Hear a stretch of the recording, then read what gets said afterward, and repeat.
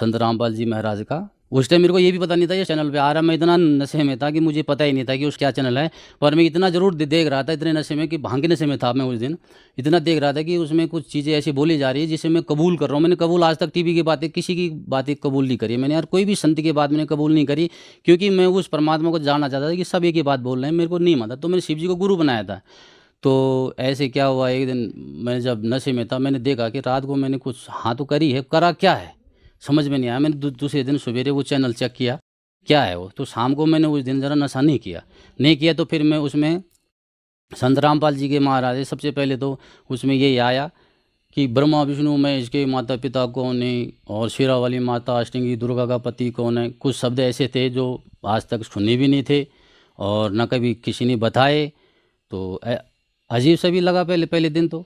फिर मैंने वो सत्संग पूरा देखा, पर उसमें पर मैंने यही देखा कि त्रिदेव की करे जो भक्ति, इनके कदे न होए मुक्ति, गुण तीनों की भक्ति में यो भूल पड़े संसार, निज नाम बिना ये कैसे उतरे पार।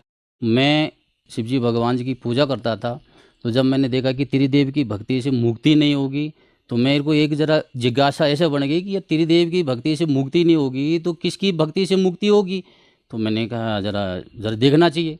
फिर मैंने मालिक के दया से, परमात्मा संत रामपाल जी महाराज के दया से, जब मैंने 15-16 दिन वो सत्संग सुना होगा, संत रामपाल जी महाराज जी से दीक्षा मैंने 2013 में ली। सर, संत रामपाल जी महाराज से नाम दीक्षा लेने के बाद क्या आपको लाभ भी मिले?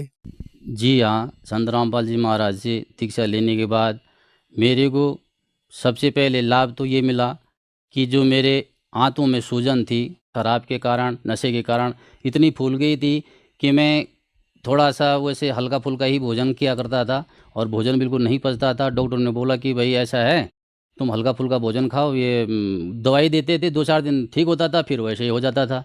तो संत रामपाल जी के महाराज की जब मैंने थोड़ा सत्संग सुना, ज्ञान समझा, तो मैं उनसे नाम उपदेश लेके आया। तो नाम उपदेश लेने के बाद मेरे को सबसे पहले लाभ तो ये हुआ कि जो मेरा लीवर था, वो लीवर जो मेरा सही लाइन पे आ गया परमात्मा की दया से। दूसरा लाभ मेरे को क्या हुआ, जो मेरे गाय भैंस बकरी ये जो एक हफ्ता में 15 दिन में जो ख़त्म होते थे, गांव वाले कुछ तो ये भी बोलते थे यार तेरी ये जब ये बकरी मरती है तो हमको क्यों नहीं बात आता है। मैंने कहा नहीं भाई, किसी की कोई तबीयत ख़राब हो जाएगी मैं इनको दे दूंगा, फिर सारे बात मेरे ऊपर आएगी। मैं किसी को कुछ नहीं बता के गड्ढा खाद के सीधा उसमें डाल देता था, जिस कारण से मेरे मुर्गी भी बहुत होती थी पहले। तो वो भी क्या होता था कि तीसरे चौथे दिन कभी किसी पे छेद हो जाए, वो थोड़ा सा कांटा जैसा चुभना, ऐसा करके कई चीज़ें ये तब किसी ने बोला भाई जंगल में पूजना है, किसी ने बोला वहाँ करना है। तो मैं बहुत ये साधना करी, जिस कारण से मैं इतना उग गया कि काम करने के बाद 1 महीने के बाद फिर वैसे हो जाना, 1 महीने के बाद फिर वैसे हो जाना। तो हर साल का मेरा ये देख एक प्रकार का ये बन ही गया था कि हर साल मैं ये पूजाएँ करता रहता था, जिस कारण से मुझे लाभ तो कुछ नहीं मिला है। जब संत रामपाल जी के महाराज के शरण में आ गया हूँ, आज मेरे को 9-10 साल हो गए परमात्मा की दया से। जो मेरे बच्चे से लेके गाय से लेके और जो भी हमारे सांसारिक है, आज हमारे गांव सल्ट में किसी से भी आप पूछ सकते हैं कि मैं पहले कितने ही भूतबाज थी मेरे अंदर और ये लोग कितना करते थे मेरे घर में, ये खुद आने के साक्षी आप पूछ सकते हो तो मेरे गांव में कि मैं कैसा था और मैं मेरी हालत क्या थी। आज परमात्मा संत रामपाल जी महाराज के शरण में आने से मेरे वो सारे बीमारियों का रोग ऐसा हो गया बिल्कुल जैसे मतलब वो था ही नहीं। जो मेरा मेन बीमारी जो थी वो आज कट गई। जो मैं राजमा और जैसे हार्ड दालें जो हैं, ये हार्ड चीज़ें मैं कभी नहीं खाता था, तो आज परमात्मा की दया से मैं सभी चीज़ खाता हूँ और सभी चीज़ मुझे हजम भी है और हजम हो भी जाता है। हजम मालिक की दया से अपने घर में खेती बाड़ी करने लग गया परमात्मा की दया से। तो सबसे पहले मैं 4-5 हज़ार की मिर्च बीजा करता था पहले। तो संत रामपाल जी के शरण में जब मैं आया तो उस साल क्या हुआ कि मेरी मिर्च जमी ही नहीं। सबसे पहले उस महीने में 2 महीने के बाद हमारी पत्नी जो थी वो गांव से वैसे जो मिर्च लोग पौधे फेंक देते हैं उनको लेके आई।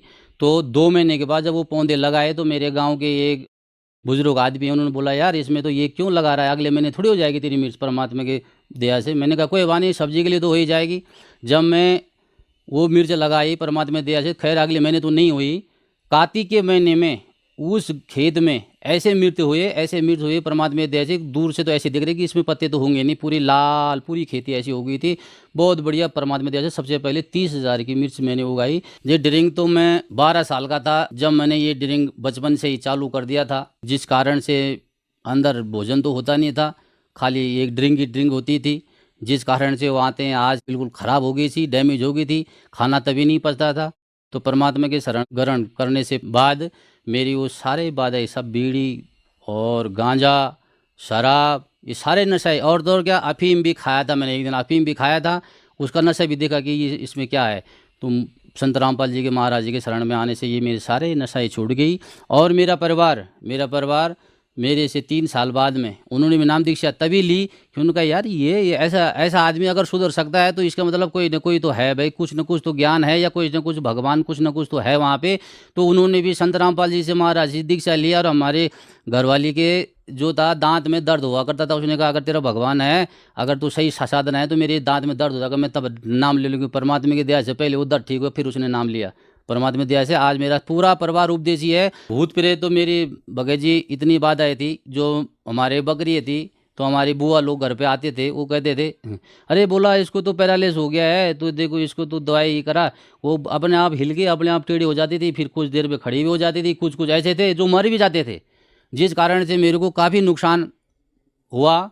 और भैंस में भी ऐसा था, एक बार परमात्मा की दया से जब मैंने नाम ले लिया था तो भैंस जो था एक बार बच्चा नहीं दे पा रही थी। मेरे माँ ने बोला कि तू देख, तू पता नहीं कहाँ चला गया है, ये जो है बच्चा नहीं दे पा रहा है।